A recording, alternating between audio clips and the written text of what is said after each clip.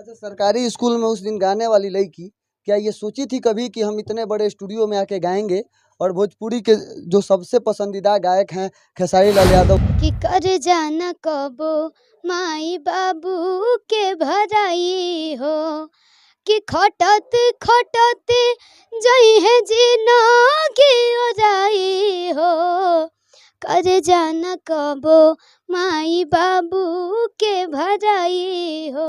सब लोग viral girl Shivani Singh बोलेला, वायरल गर्ल के नाम मिलल। लेकिन हम आज तोहरा का नाम ब्रांडेड बिटिया देव। अब तो बहुत खुश बनी। अश्लीलता पे क्या विचार है?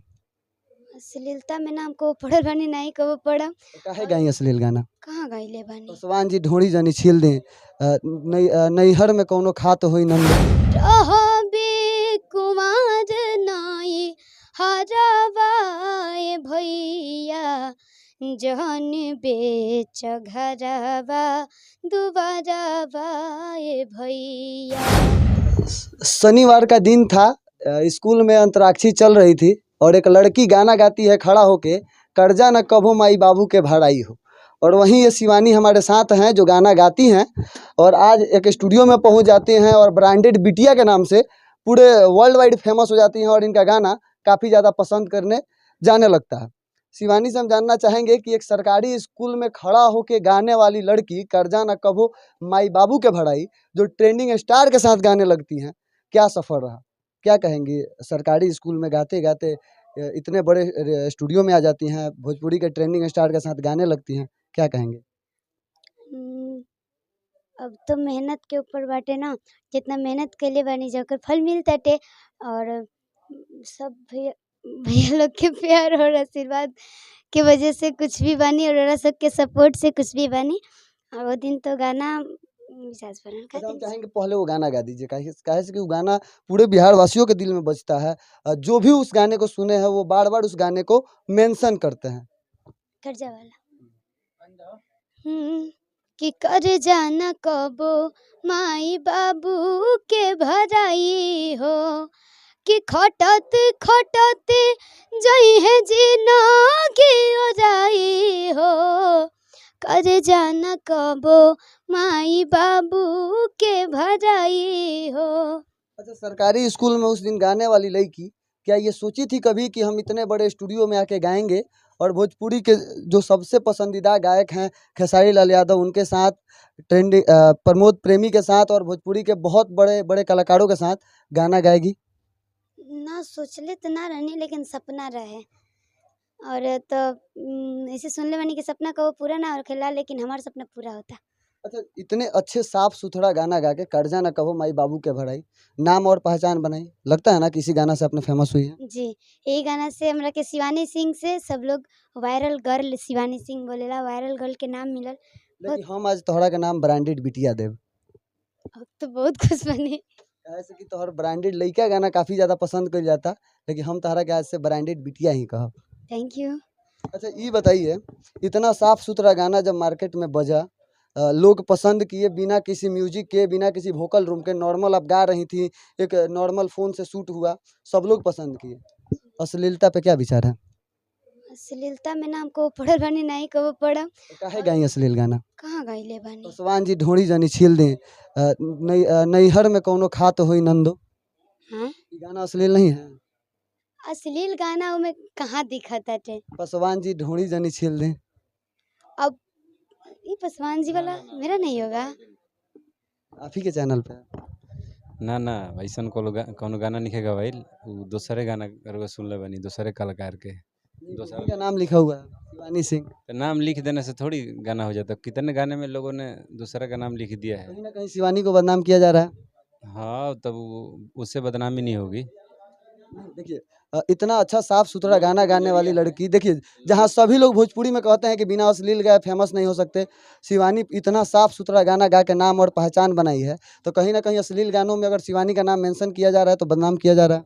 देखी रुआ के बता देते, ये भोजपुरी इंडस्ट्री में जौन पहले से होता बनू ओकर से ठीक हमनी के अपोजिट बनी जा, हमनी के पूरा टीम अपोजिट भी है। भोजपुरी इंडस्ट्री में जे पहले से सीनियर कलाकार बाटे, जे जितना कलाकार हिट भइल बालो, केहू के केहू आगे बढ़े दिहल नहीं के चाहत। हमन के ताल ठोक के सीना ठोक के बताओ नहीं जा कि हमन के नया कलाकार बनाओ नहीं जा, हर कलाकार हमारे हिट हुई है। आ शिवानी हमार पहिलका पेशकश है जौन कि आज रुआ सब देखते बनी। शिवानी कभी भी अश्लील गाना नहीं ना गाएंगी। अरे जो अब लोग आप भोजपुरी इंडस्ट्री में बानी तो उतना भी मतलब जैसे कर्जा वाला गाना वायरल बढ़ रहे हैं आए तो अब देखिए अभी भी जो आपका 2 गाना मार्केट में ज़्यादा बज रहा है, 60 के टिकुलिया पूरा साफ-सुथरा सॉन्ग है, बहुत ज़्यादा बज रहा है। ब्रांडेड लइका पूरा साफ-सुथरा सॉन्ग है, बहुत ज़्यादा बज रहा है। तो ये तो सवाल ही पैदा नहीं होता है कि मेरा गाना बजने के लिए हम अश्लील गाएँगे। कबो ना क्योंकि बज आपकी आवाज़ में पूरा सरस्वती का वास है, आप बहुत अच्छा गाती हैं।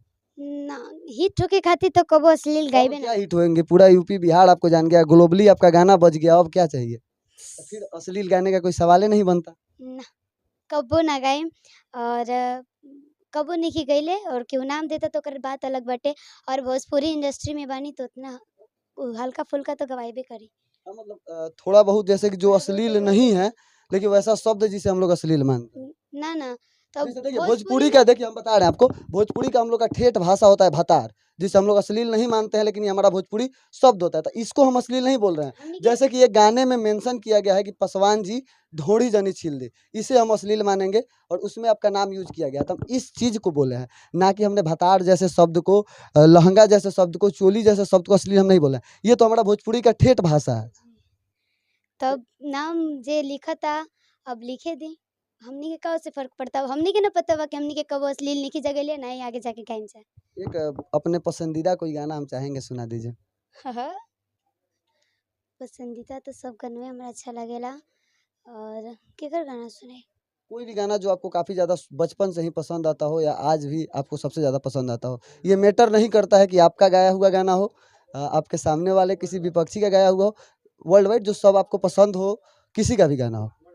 हमार अभी गाना केहू नहीं गईले और ना ही शायद केहू सुनलहु होई लेकिन बहुत जल्द ये गाना आई रहा सबके बीच में कर्जा वाला टाइप के बाटे ये तेरी बा हो कि अखिया में लोड भर कहेली बहनिया कि अखिया में लोड भर कहेली बहनिया रहबे कुमार नाई हरवाए भैया जहन बेच घरवा दुबारवाए भैया जहन बेच घरवा दुबारवाए भैया ये गाना भी रिलीज नहीं भइल लेकिन बहुत जल्द रिलीज हुई।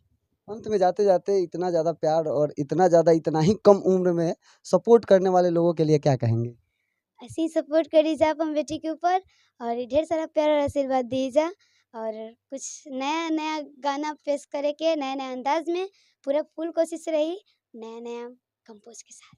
साथ शिवानी सिंह थी जिन्होंने एक गाना गाया था एक स्कूल में कि कर्जा न कबो माई बाबू के भराई और आज एक अलग ही लेवल बना चुकी हैं भोजपुरी में और हम उम्मीद करते हैं कि ये फूहड़ और अश्लील गाना नहीं गाएंगी क्योंकि गाना ये फूहड़ अश्लील इसलिए नहीं गाएंगी कि क्योंकि इनका जितना भी गाना भी बज रहा है पूरा साफ सुथरा है तो ये कहीं से सवाल ही नहीं बनता कि हम अश्लील गाएंगे तभी बजेंगे। बहुत बहुत धन्यवाद। मेरा नाम अनमोल तिवारी है और आप आर मीडिया देख रहे थे।